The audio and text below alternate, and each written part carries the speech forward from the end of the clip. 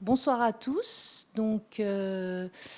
Voilà, au nom de la MSH, on est ravis d'accueillir Lise Bourdeau-Lepage pour une conférence sur le bien-être territorial.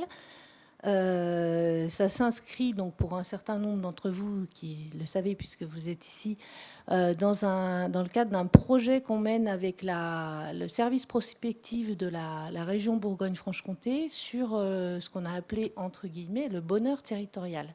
Voilà, avec donc l'idée de réfléchir en fait sur d'autres types d'indicateurs que des indicateurs de type économique, emploi,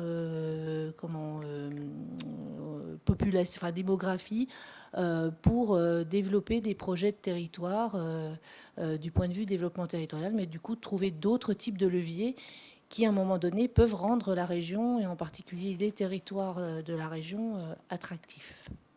Voilà, donc je vais laisser Nathalie parler parce que ça s'inscrit doublement au titre de ce projet et d'une thématique sur les transitions dans les les écosystèmes territoriaux qu'on lance à la MSHE donc pour les 4 ans à venir. Donc moi, je vais présenter Lise Bourdeau-Lepage, que je remercie d'être là puisqu'elle arrive tout juste du Togo. Donc elle a voyagé cette nuit. Donc voilà, j'espère que vous serez indulgents. Donc Lise est économiste de formation. Elle a un doctorat d'économie. Et elle est maintenant professeure en géographie à l'Université Lyon 3 et membre du labo de recherche EVS, Environnement, Ville et Société, c'est ça ? Environnement, Ville et Société. Et par ailleurs, elle est présidente de l'ASRDLF, Association de sciences régionales de langue française, voilà, ASRDLF. Et elle a beaucoup travaillé sur justement la question du bien-être sur le territoire, de sa mesure, et puis également ce que ça signifie le bien-être. Et elle va rendre compte ce soir de ces travaux qui sont des travaux incarnés, c'est-à-dire avec beaucoup de terrain. Donc c'est pas que théorique, il y a beaucoup de travaux et je pense que d'ailleurs tu vas nous parler des outils pour approcher cette question du bien-être territorial sur des terrains concrets. Voilà, je remercie Lise. Merci pour cette invitation. Aujourd'hui, c'est vrai que ça fait plus d'une dizaine d'années maintenant. J'ai commencé mes travaux en 2009, on va dire, sur le bien-être. Dans une optique qui vous intéressera peut-être, mais dont on discutera demain, mais plutôt d'une mesure alternative au PIB.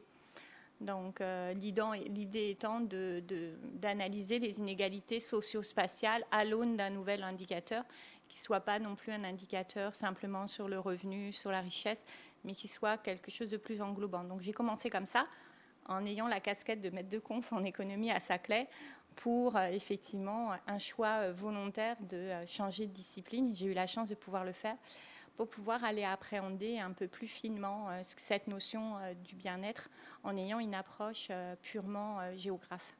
Donc, dans certains outils, je mobilise évidemment l'économie et sur d'autres outils sur lesquels on va se concentrer aujourd'hui, je mobilise plutôt la question du territoire. Donc, voilà, donc ça sera aussi pour ouvrir un petit peu la discussion par la suite. Donc, assez classiquement, je vais essayer de définir un peu le bien-être, juste donner quelques mini prérequis, parce qu'on pourrait en parler pendant je ne sais pas combien d'heures de ça, mais juste quelques prérequis pour permettre d'arriver à une définition et puis comprendre aussi pourquoi il y a plusieurs mesures et pourquoi finalement on appréhende le bien-être de différentes manières et qu'est-ce que ça apporte.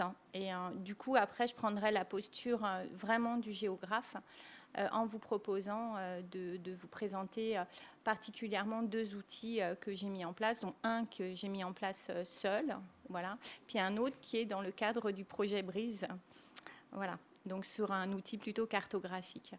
Voilà. Ensuite, on verra finalement cette technique pour révéler les déterminants spatiaux du bien-être. Comme ça a été annoncé, avec les illustrations que je vais vous apporter sur les 2 outils qu'on va voir aujourd'hui, on verra qu'il y a une variation des éléments de bien-être en fonction des individus. Donc ça, voilà, juste vous donner une idée un petit peu, mais finalement, il y a quand même des éléments qui font consensus, donc l'action publique peut s'appuyer sur un certain nombre d'éléments. Puis ensuite, on conclura, on fera les questions.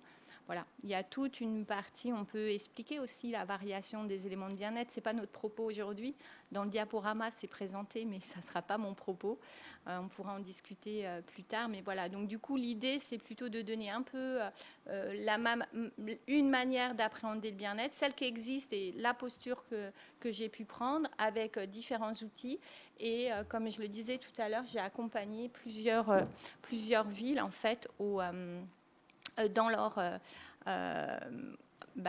élaboration d'un baromètre du bien-être, donc la ville de Lyon. Donc là, je vous présenterai des résultats rapides.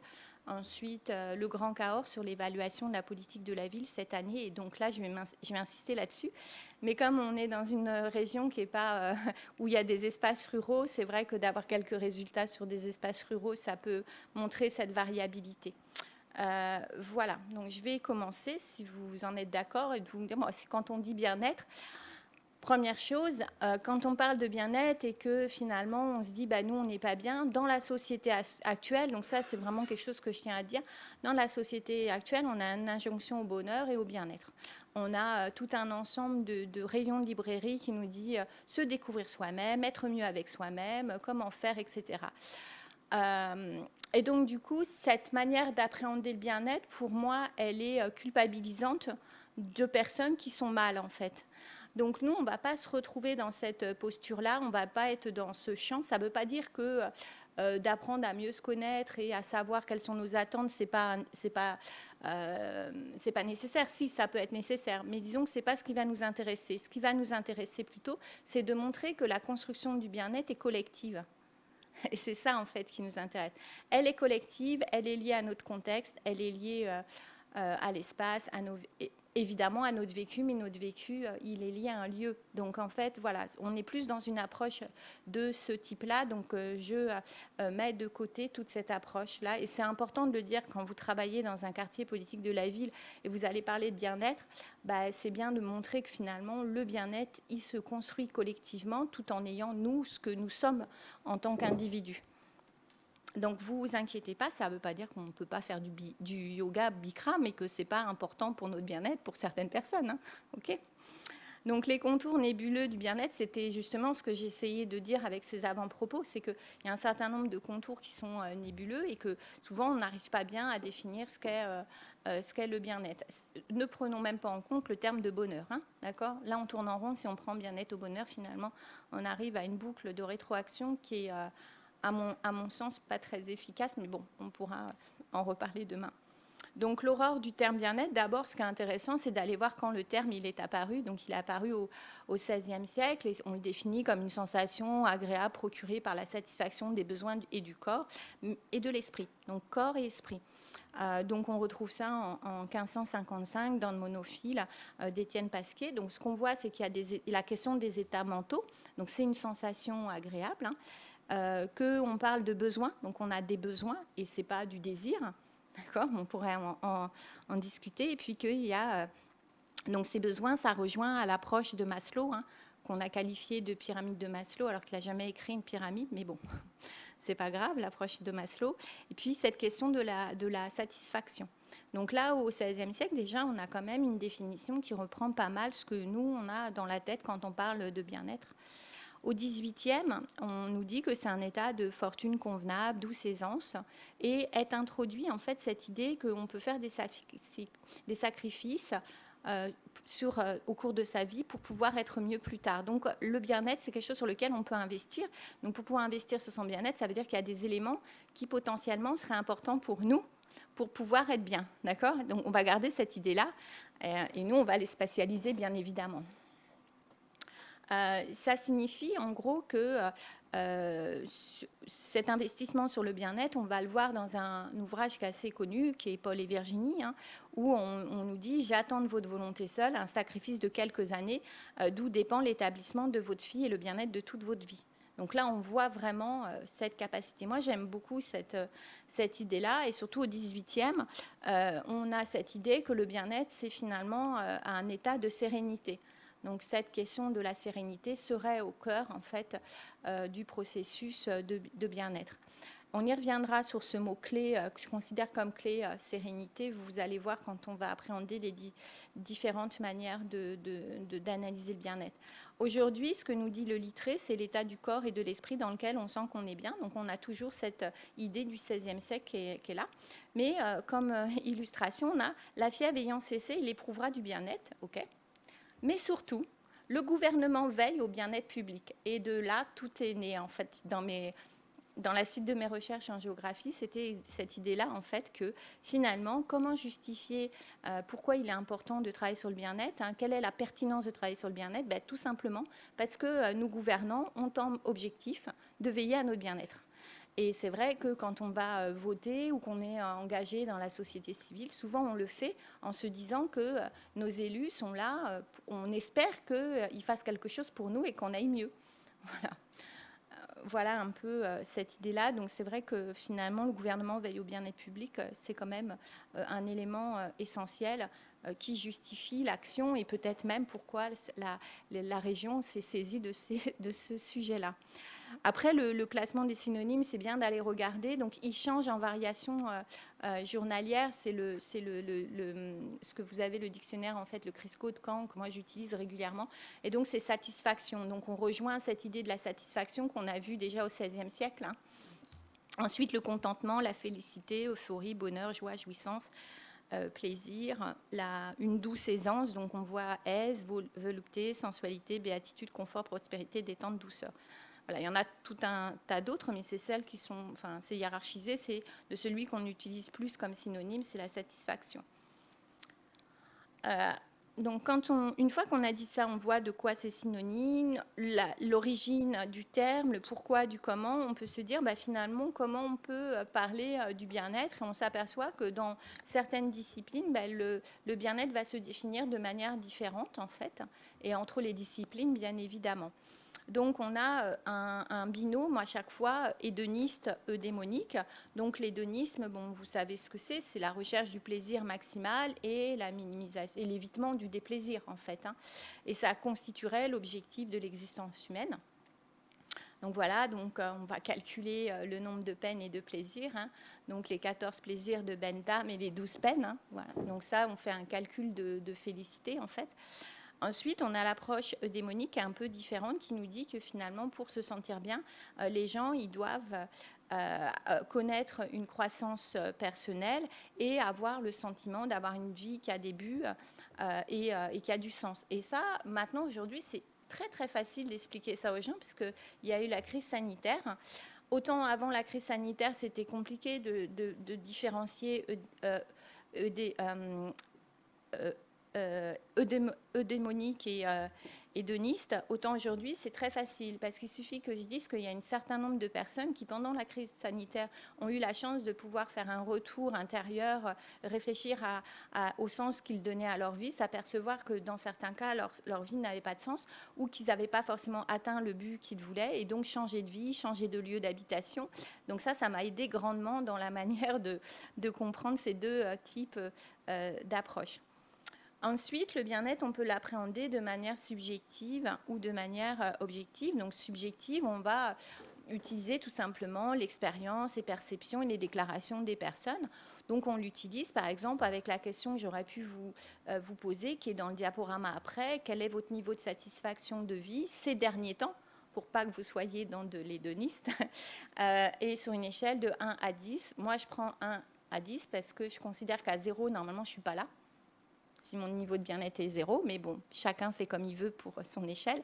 Et puis au niveau international, on utilise un 10. Donc du coup, c'est vrai que ça m'empêche après de comparer avec l'Observatoire du bien-être, parce qu'il y a un décalage d'un point, mais bon. Du coup, voilà, donc subjectif. Donc ça, vous connaissez, c'est assez facile, cette question-là qui reflète bien, la mesure est très simple en fait. Effectivement, ça va varier en fonction du moment des personnes quand vous leur posez la question. On ne peut pas éviter ce biais-là. c'est la subjectivité, comme on dit. L'objectivité, donc là, on va déterminer par la satisfaction des besoins de l'individu, et cette satisfaction, elle est rendue possible par des ressources dont il dispose et des circonstances externes. Donc, de manière objective, on va dire qu'il pourra avoir un niveau de bien-être élevé. Il ne faut pas être dans un pays en guerre, par exemple. Donc ça, c'est la question des circonstances externes, par exemple, ou d'être une femme dans certains pays. D'accord ? Et puis, les ressources qu'il y a sur le territoire pour pouvoir répondre à ces besoins, mais que finalement, dans cette approche objective, il y a certains éléments qu'on va considérer indispensables pour les individus. Ensuite, il y a différentes postures. Celle universaliste, donc en fait, le bien-être va se définir pour n'importe quelle personne de la même manière, quel que soit son âge, quelle que soit sa culture et le lieu où il se trouve. Donc ça, c'est plutôt ce qu'on va retrouver quand on va faire rechercher une mesure du bien-être qui soit alternative au PIB par habitant. Vous voyez ?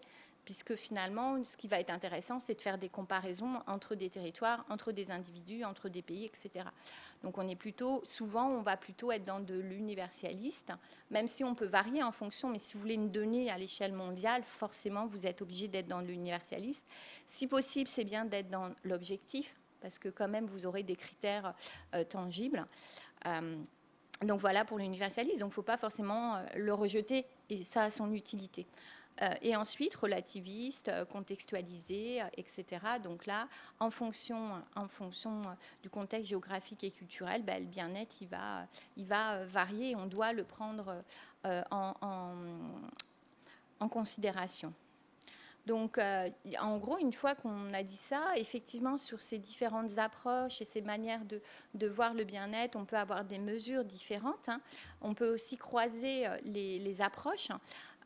Moi, j'en suis arrivée à définir le bien-être en essayant d'une approche qui soit un peu globalisante et qui prenne finalement les leçons qu'on peut tirer de chacune des approches et qui essaye de les combiner. Donc, je dirais que quand on veut définir le bien-être, on peut le définir comme une combinaison subtile entre les aspirations d'une personne. Donc là, vous voyez, je suis plutôt dans le démonique, vous voyez, c'est-à-dire à quoi j'aspire, etc. Ses talents. Alors, ces talents, ils sont liés à son vécu, mais ils sont liés à sa personne propre. Donc là, on peut être à une échelle micro-individuelle et puis globale. Donc là, je fais bien rentrer de la subjectivité et du vécu de la personne et de ce qu'elle est elle-même, en fait, et de ce que lui offre son espace de vie. Donc voilà, donc c'est une combinaison entre ces trois éléments, sachant que l'espace de vie rejaillit sur les aspirations de l'individu. Donc ça, évidemment, en tant que géographe, on le comprend facilement. On agit sur notre environnement comme l'environnement agit sur nous. Donc voilà donc la manière dont je définis le bien-être. Et donc je combine ces différentes approches que je vous ai présentées précédemment. Donc il y a l'aspect relationnel qui est mis en évidence. Il est contextualisé relativiste. Il parle d'opportunités parce qu'en fait, mon espace de vie va m'offrir des opportunités. Donc, je me trouve plutôt dans une posture, on va dire, sénienne, en fait, dans le sens où je dis que pour le bien-être, il y a évidemment le vécu, ce qu'on analyse toujours, mais il y a aussi les opportunités auxquelles j'ai accès, ce que je peux être et ce que je peux faire. Et puis après, la question de ma liberté de choix, qui est aussi dans mon espace finalement de vie. Est-ce que j'ai une liberté de choix assez importante ? Et donc, du coup, on voit en toile de fond de cette définition cette question de l'approche de scène du bien-être croisée à une approche plutôt géographique. Donc, voilà, donc on aurait les opportunités, le choix, chaud, évêque, et ça correspond à un indice objectif du bien-être qui permet, sur un territoire ou une région ou ce que vous voulez dans un pays, d'analyser les inégalités socio-spatiales de bien-être de manière objective, tout en ayant une approche fondée philosophiquement. D'accord ? Donc ça, c'est un travail que j'avais entamé en 2009 avec Elisabeth Tovar. Ça s'appelait CAS. Maintenant, il s'appelle Hop-Chauvet. On a changé. Voilà, j'ai retravaillé dessus. J'ai ajouté des choses, et notamment la question du virtuel, qui était peut-être pas aussi importante à la fin au cours des années 2000. Voilà ce que je peux dire dessus. Donc, on va être dans cette approche aujourd'hui. Donc après, je vous avais mis des petites choses pour si jamais il y a des questions, c'est plus facile après de vous montrer ça. Donc la pyramide de Maslow, donc on n'en est pas. Là, voilà, votre bien-être, votre niveau de bien-être aujourd'hui, sur une échelle de 1 à 10, voilà, où 1 signifie totalement insatisfait et 10 totalement satisfait. Dans l'ensemble, êtes-vous satisfait de la vie que vous menez ces derniers temps? Ça, c'est la première question que je pose en conférence quand on veut justement faire réagir les gens sur un petit papier, ils me le donnent, et puis après, j'en lis quelques-uns. Et puis après, qu'est-ce que je fais? Je vais expliquer que moi, si par exemple ce soir, alors je vais essayer de me mettre dans une approche eudémonique, vous avez compris, parce que sinon je vais répondre peut-être pas très positivement à cette question. Donc dans une approche eudémonique, voilà, si je réponds 7 ou 8, ou plutôt même 9, à ce moment-là, peut-être que Nathalie va répondre, aujourd'hui c'est 7 pour moi, et du coup, peut-être que son 7 est équivalent à mon 9. Parce que finalement, la question des valeurs, la manière de noter, peut être variable entre les individus. Donc quand on utilise cette question, en fait, et on l'a fait pendant le confinement, on utilise cette question en leur posant la question avant le confinement, pendant le confinement. On a d'autres questions qui nous permettent d'étalonner ce que j'ai appelé le bien-être étalonné, c'est-à-dire qu'il est ramené sur une échelle qui est la même pour toutes les personnes. Et là, à ce moment-là, on peut comparer le niveau de bien-être entre les personnes. Donc, il faut poser d'autres questions complémentaires qui vont vous permettre de faire ce travail-là. Mais bon, dans les enquêtes, la plupart du temps, ils l'utilisent comme ça. Jusqu'à très récemment, la moyenne en France, alors sur une échelle de 0 à 10, vous avez compris, elle était toujours autour de 7,2. C'était plutôt ce qu'on voyait souvent. Mars 2023, 6,6. Voilà, 6,6. Bon, ça, comme je vous dis, c'est des chiffres qui valent ce qu'ils valent. On ne peut pas généraliser. Mais c'est vrai qu'il y a eu quand même un changement. Et moi, dans mes cohortes d'étudiants, puisque je les oblige à remplir le petit papier, je fais les moyennes annuelles. Et c'est vrai qu'il y a des années, cette année, paradoxalement, c'est pas terrible, quoi. Peut-être même moins bien qu'il y a qu'en 2021, 2022, ce qui m'a surpris. Voilà. Ensuite, une fois, donc ça, on voit, je vous ai déjà cité 2 manières de mesurer le bien-être. Une manière purement subjective, une manière purement objective, en utilisant une analyse universaliste au contexte français. Donc, du coup, est plutôt une approche eudémonique. Donc, vous voyez déjà comment j'arrive à croiser les différentes approches. Donc là, après, ce qui va nous intéresser, on est dans une posture de géographe. On va se dire, finalement, si on veut faire de l'action publique, on veut aider nos dirigeants dans cet objectif de entre guillemets, mieux gouverner, puisque atteindre un niveau de bien-être plus important pour nous, il faut que finalement on se dise, eux, ils peuvent agir sur le territoire. Sur certains éléments du vécu, ils ne vont pas y arriver. Sur mon bien-être micro-individuel, c'est compliqué pour l'acteur territorial. Par contre, c'est plus facile de se dire, est-ce qu'il y a des éléments dans un territoire ou dans une zone géographique qui sont déterminants pour le bien-être des personnes? Et donc, c'est là où j'ai basculé en 2015. Là, j'étais en géographie. Parce que ça avait vraiment du sens et c'est ce que je voulais faire. Donc, en fait, j'ai voulu me dire, finalement, quels sont déjà potentiellement tous les déterminants spatiaux du bien-être des individus. Après, comment je peux les révéler?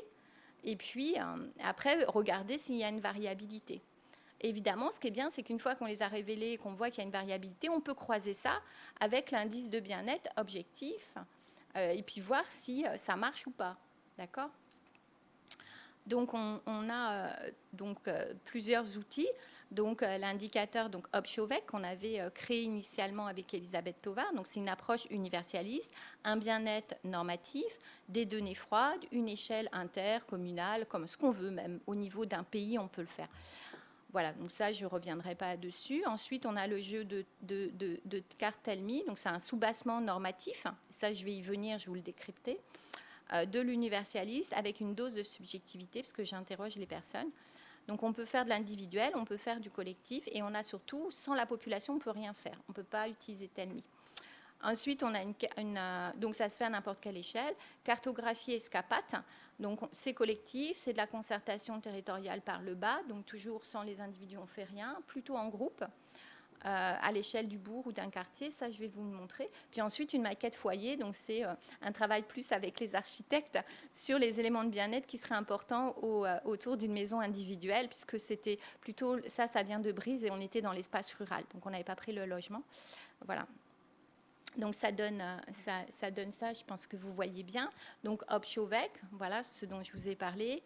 Le jeu de 32 cartes. où on enquête des habitants, n'importe quelle échelle. On révèle les préférences des habitants en matière d'éléments matériels et immatériels de bien-être. On peut mesurer le bien-être d'un individu. Donc ça, je vous l'épargnerai. Hein, on en parlera peut-être demain pour ceux qui seront là. Et puis, on peut positionner le territoire par rapport à d'autres territoires en fonction des préférences, mais aussi en fonction de ce que les éléments qui sont importants pour les habitants déclarés, que les habitants nous ont déclarés, est-ce qu'ils sont présents ou pas sur le territoire où ils vivent justement. Et c'est comme ça qu'on peut positionner, faire la différence. La maquette foyer, donc voilà, on est autour d'un jeu avec des pictogrammes et on essaye de voir quels sont les éléments les plus importants. Ça peut aller jusqu'à l'orientation de la maison elle-même. Hein. Pièce capate, on travaille sur les habitants de 1 à 8. Idéalement, c'est mieux d'en avoir 8 en groupe. C'est plutôt ce que je fais. On va révéler les éléments de bien-être et les attentes des habitants surtout. Et c'est plutôt essayer de comprendre la construction du bien-être au niveau collectif dans un bourg. Où sont les lieux, ce qu'on appelle les lieux cœurs. Mais je vais y revenir. Donc, Tell Me, c'est c'est un jeu de cartes. Donc là, j'en ai pris 2 exemplaires, je vais vous montrer.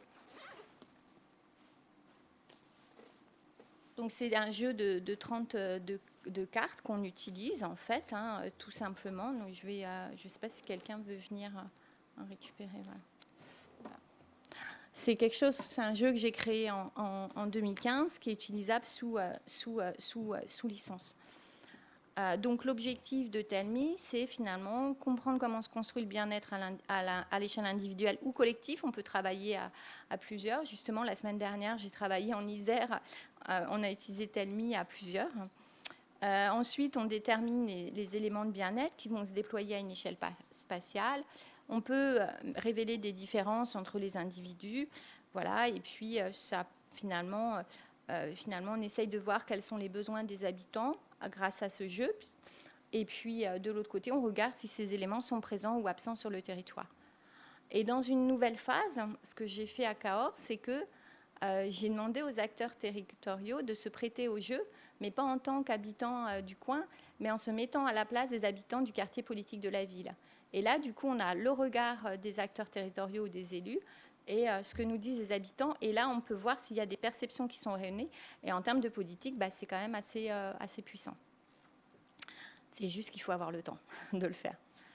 Voilà. Donc, il me fallait une méthode, quand j'ai eu cette idée, qui identifie tous les éléments potentiellement constitutifs du bien-être.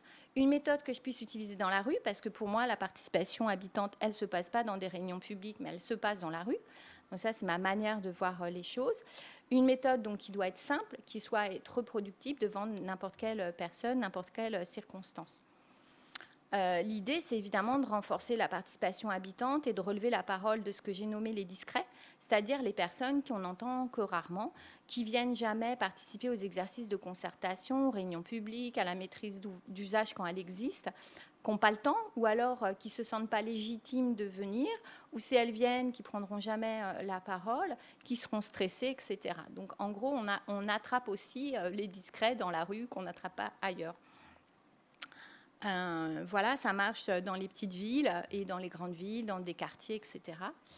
Et en fait, c'est ce qu'on appelle... en fait, si on regarde un peu ce qu'il fait avec la One Minute Cities en Suède, on s'aperçoit que finalement, là, on a un objectif qui est recherché et finalement, on essaye de faire participer au mieux les habitants. Ensuite, l'idée, c'est quels sont les éléments potentiellement importants pour le bien-être des gens sur un territoire.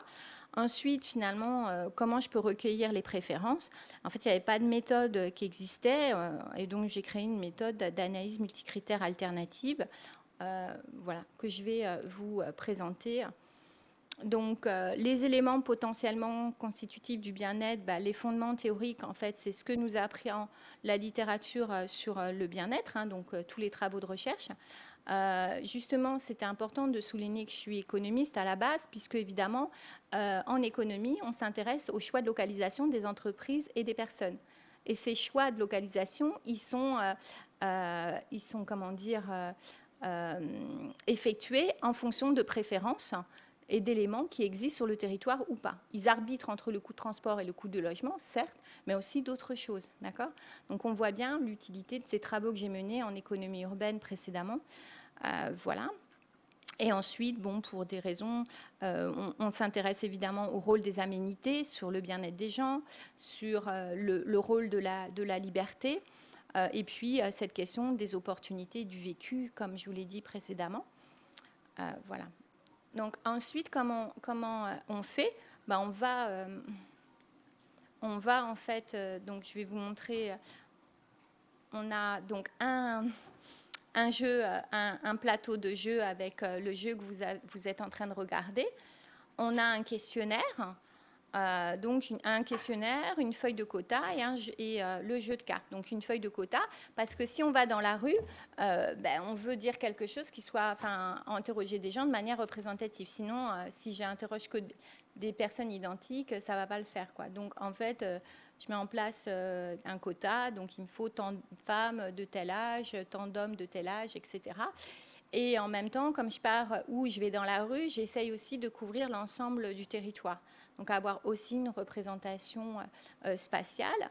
On le fait en journée et en soirée. Il faut le faire en soirée parce que si on fait un 18-20 ou un 17-20, on aura des gens qui reviennent de leur travail. On peut les attraper. Et dans ce cas-là, on ne les exclut pas du questionnaire. Sauf si vous faites un samedi, un dimanche. Voilà. Il faut essayer d'avoir une plage horaire importante. Généralement, je fais des équipes de 2 personnes.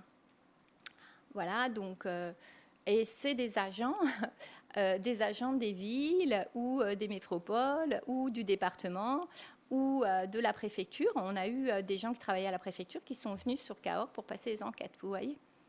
Donc, évidemment, il faut les former. Donc, ça nous donne le qui. Voilà qui. Ça peut être évidemment des enquêteurs, si vous faites appel à des enquêteurs privés, mais je le déconseille évidemment.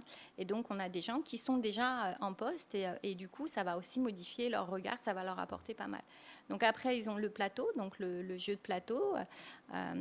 Ils vont dans la rue, voilà, leur feuille de quota, le questionnaire, feuille de quota. Et qu'est-ce qu'ils font ? Ils interpellent, donc ils abordent une personne dans la rue en croisant les doigts. Au début de la feuille de quota, c'est facile, mais à la fin, ça devient compliqué. Et ensuite, ils lui demandent finalement de sélectionner sur les 32 cartes, donc tout simplement de lui demander de regarder le jeu, surtout en ne parlant pas, parce que dès qu'on parle, on introduit des biais. D'accord ? Donc, surtout pas. On demande de regarder les cartes. Il y a 32 cartes, que potentiellement, ces éléments peuvent être importants pour leur bien-être, pour que leur niveau de bien-être soit le plus élevé possible. Et donc, d'en choisir 10 les plus importantes. Une fois que c'est fait, vous voyez, donc là, elle les sélectionne, elle les pose sur le plateau, et on lui demande, une fois que vous en avez choisi 10, quelle est la plus importante ? Et donc, on leur demande de hiérarchiser. Et donc, comme moi, je n'ai pas l'intention de pondérer à la fin ou de leur demander de faire des comparaisons 2 à 2, c'est là que, finalement, la petite innovation, elle est là. Je leur donne 100 points. Je leur dis, vous avez 100 points, vous avez 10 cartes. Donc, du coup, si elles étaient toutes équivalentes, vous mettrez 10 points sur chacune des cartes. Et donc, elles seraient, la valeur identique. Sauf qu'il y en a qui sont plus importantes que d'autres. Donc, vous devez utiliser les 100 points et puis mettre, si la première, elle est très importante, vous pouvez mettre 20, 30, 40 points jusqu'à celles qui sont très peu importantes. Alors, des fois, le classement, il change. À ce moment-là, il faut accepter que le classement change. Au départ, je ne voulais pas, mais finalement, maintenant, à force de faire du terrain, on s'aperçoit. Voilà un peu, donc une procédure, on va dire, extrêmement simple, en fait. Et puis après, on peut poser toutes les questions qu'on veut. Donc, on peut avoir un entretien qui va durer 10-12 minutes jusqu'à une demi-heure, 45 minutes. On peut finir par avoir un récit de vie et de savoir où la personne a habité, etc. Tout dépend de l'objectif qu'on a en termes de la collectivité qui veut faire ce travail-là. Alors, une illustration, donc c'est la première, donc là, c'est pas la première, celle-ci, puisque le test, je l'avais fait en 2015. Donc, dans les espaces ruraux. Donc là, on est à Lyon, dans le 7e Nord et le 6e arrondissement. Et là, on s'aperçoit sur les 32 cartes. Donc, je ne sais pas si vous voulez que je les passe en revue, les cartes, ou peut-être. Donc, ça va, peut-être qu'on peut regarder juste la diapo où on a le plateau de cartes. Donc là, moi, je ne vois rien. Mais du coup, ça va jusqu'à, par exemple, l'accessibilité à un emploi stable, en passant par le fait qu'on ait accès aux démarches administratives, qu'on ait accès aux services médicaux, Ça peut être aussi le fait qu'on puisse participer au projet de territoire, le nombre les associations sur le territoire, l'accessibilité aux espaces publics. Donc, vous voyez, ça va couvrir jusqu'à est-ce que je peux rencontrer mon compagnon ou ma compagne sur le territoire. Vous voyez, donc vraiment, ça va prendre en compte des choses qui sont très économiques, d'autres qui le sont beaucoup moins, jusqu'à voilà, est-ce que j'ai une bonne couverture réseau là où j'habite, quoi. Voilà. Donc les choix de localisation, ce fut un moment très difficile pour certaines communes qui n'avaient pas le Wi-Fi ou des difficultés. Donc on voit bien que c'est un critère qui joue. Voilà, donc pour les cartes.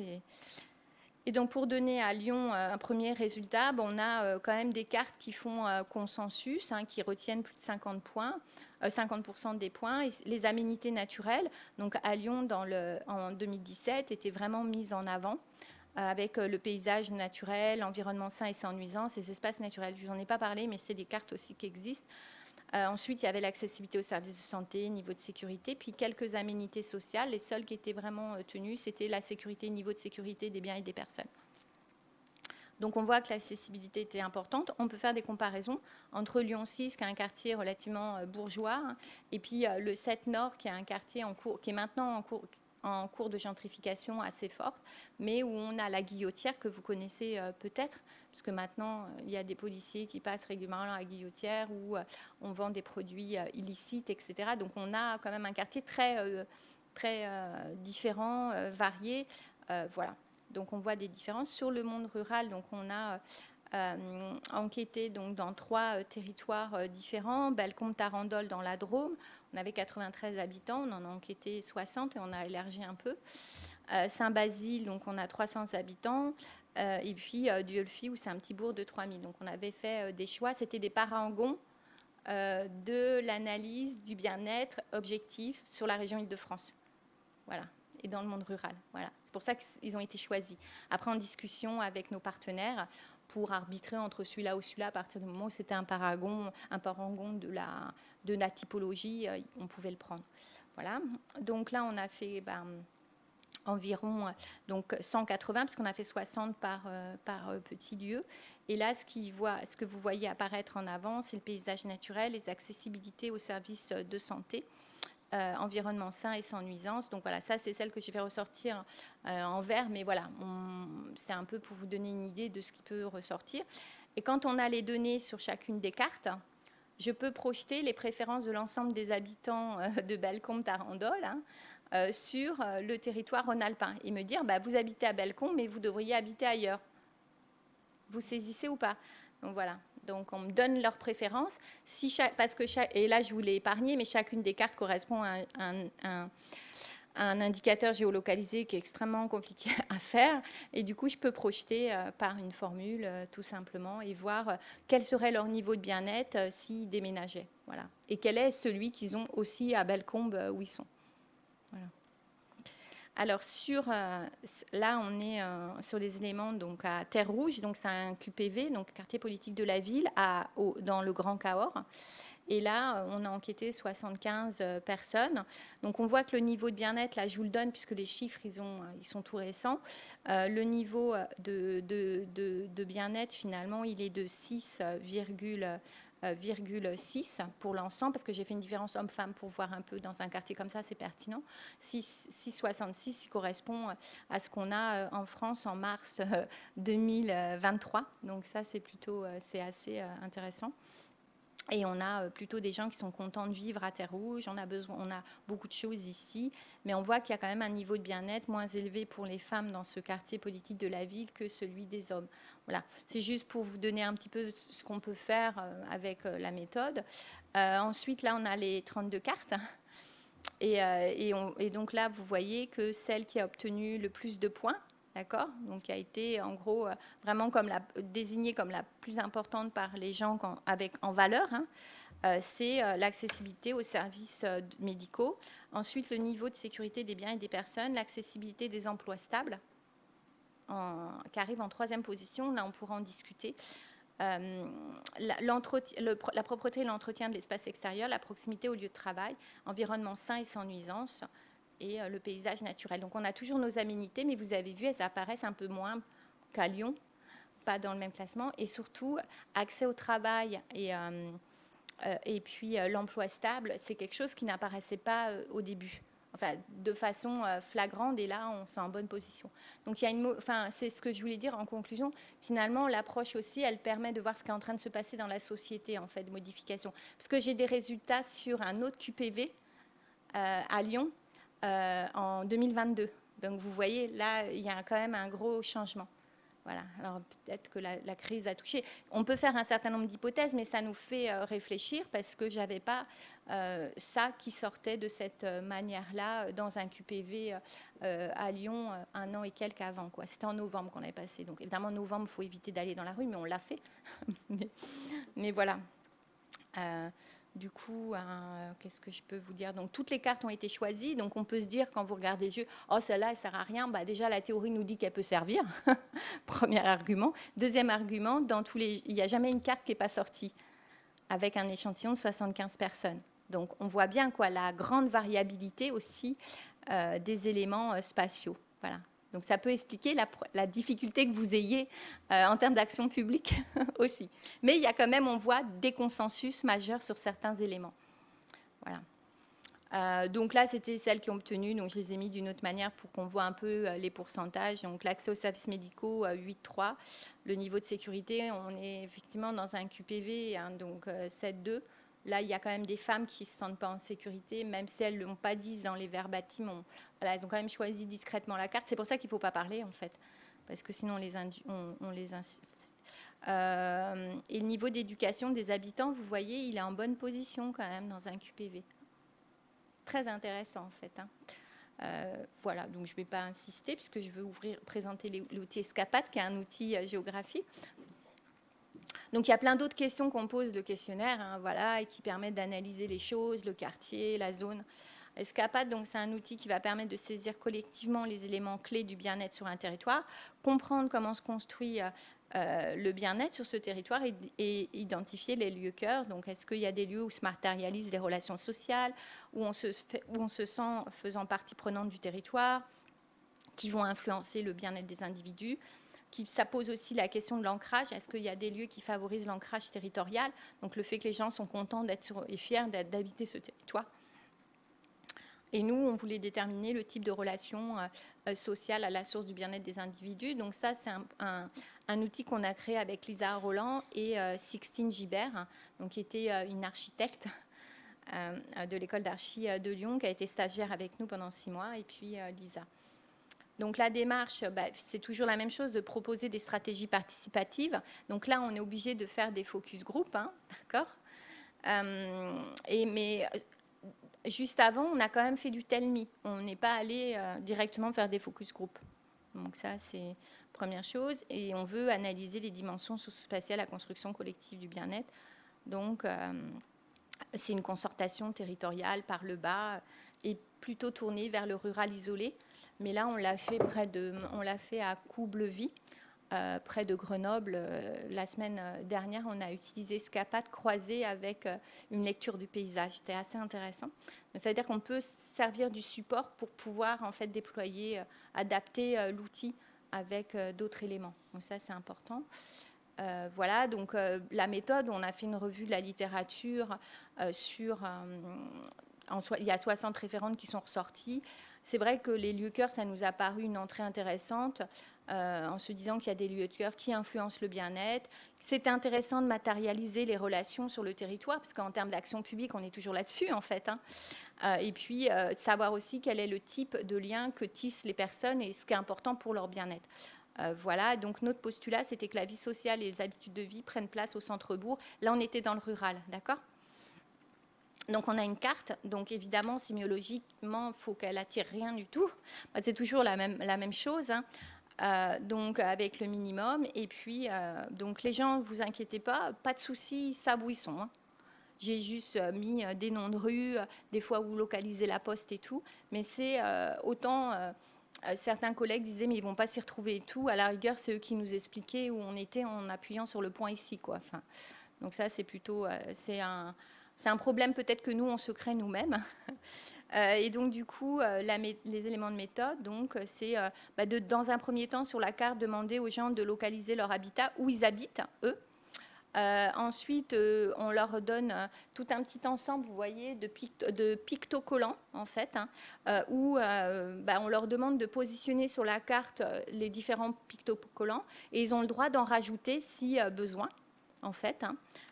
Voilà. Une fois que ça c'est fait, donc ça permet de croiser avec Tell.me les éléments matériels du bien-être. On leur dit, est-ce que ces éléments sont importants pour votre bien-être? Et s'ils le sont, positionnez-les sur la carte. D'accord? Toujours la même logique. Ils doivent le faire en consensus en plus. Donc là, ça rajoute une couche de difficulté. L'idée étant d'avoir du collectif au final, quoi. Mais on pourrait le faire pour différentes personnes, puis après constituer le tout. Mais ça serait un peu différent. Ensuite, on leur demande de mettre 3 personnes, de localiser 3 personnes qui sont importantes pour leur niveau de bien-être sur le territoire, de nous dire si ce sont des amis, si ce sont des voisins, si ce sont des membres d'associations, commerces ou familles. Une fois que ça c'est fait, on leur demande mais pourquoi ils ont localisé ces personnes, quel type de relation ils entretiennent avec. Donc, est-ce que c'est une relation, on va dire, d'entraide, de loisir ou de bavardage, de discussion? Voilà. Donc, ils positionnent ça. Et puis, après, on a une étape où on va essayer de voir ce qui se passe, où se jouent les choses, et après de faire un diagnostic avec ce qu'est les avantages et les inconvénients du territoire pour leur bien-être. Donc là, après, on fait en gros la méthode AFOM en différentes étapes, en fait. Voilà. Donc, qu'est-ce que ça donne? Ça va peut-être vous parler un peu plus.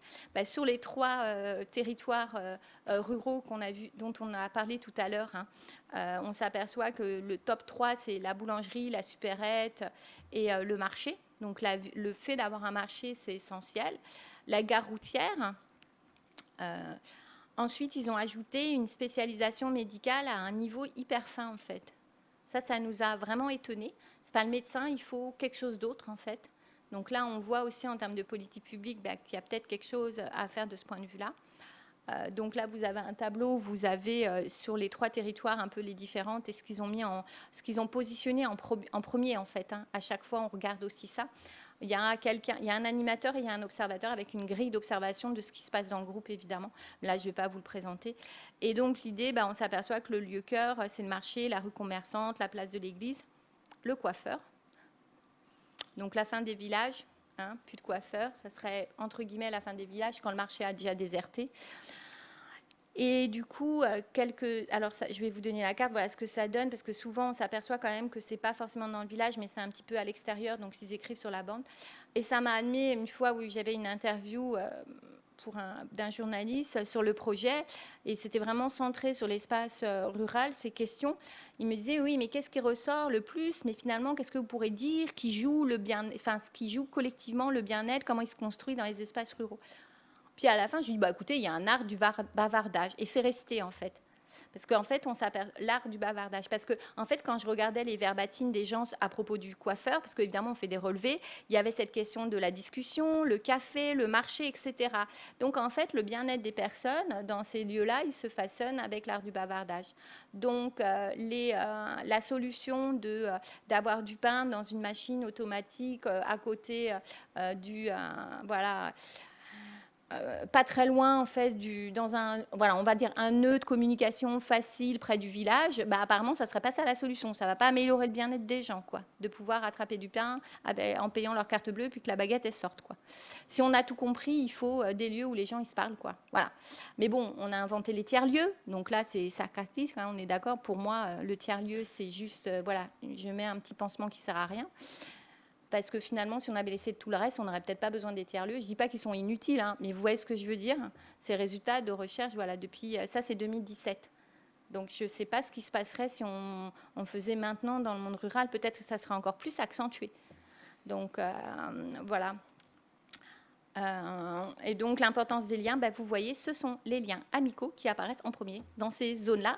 Et c'est de l'espace rural isolé, extrêmement isolé. Quelqu'un qui n'est pas parti en voiture avec nous, il a mis beaucoup de temps, 6 heures ou 7 heures depuis Lyon pour atteindre le lieu. Donc c'est quand même assez isolé, les choix qu'on avait faits. Pour travailler aux deux extrêmes, vous avez compris, à Lyon, dans un environnement très dense, et puis dans un espace rural, isolé, peu dense. Voilà, on travaille sur les deux extrêmes, ça c'est la leçon des économistes. Voilà, donc après on voit donc, le familial. Donc là, c'est vrai que sur les enquêtes, des fois, de retirer les familiales, c'est peut-être une bonne idée.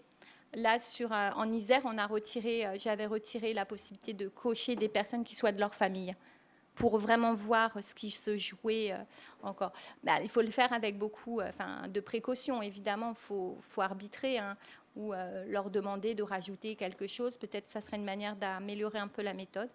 Donc voilà, on a une proximité organisée en jeu pour des échanges et des discussions, des réseaux qui s'étendent au-delà du bourg, à plusieurs dizaines de kilomètres. Là, on n'avait pas la couche, comme nous, on était au niveau spatial, on n'a pas la couche virtuelle, vous en conviendrez.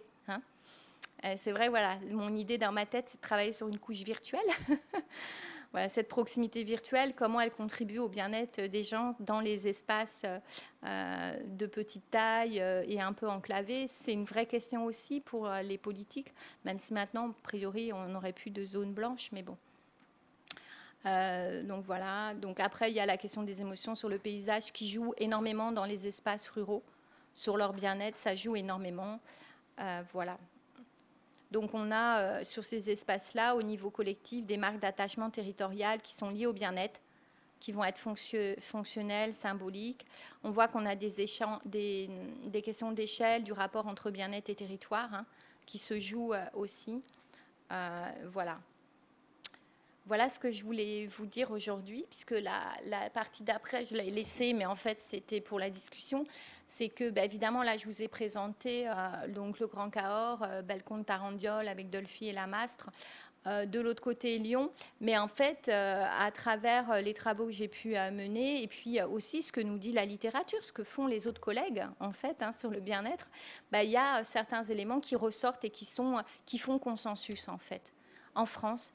Donc ça, c'est la partie-là. Peut-être qu'on pourra en parler demain pour ceux qui seront là. Et puis après, il y a une phase, pourquoi il existe des déterminants spatiaux du bien-être et pourquoi ils évoluent et comment on peut expliquer que certains éléments soient plus importants que d'autres.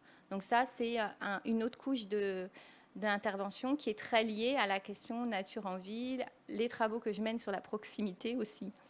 Voilà, donc ça se rejoint et la question de l'attractivité dedans.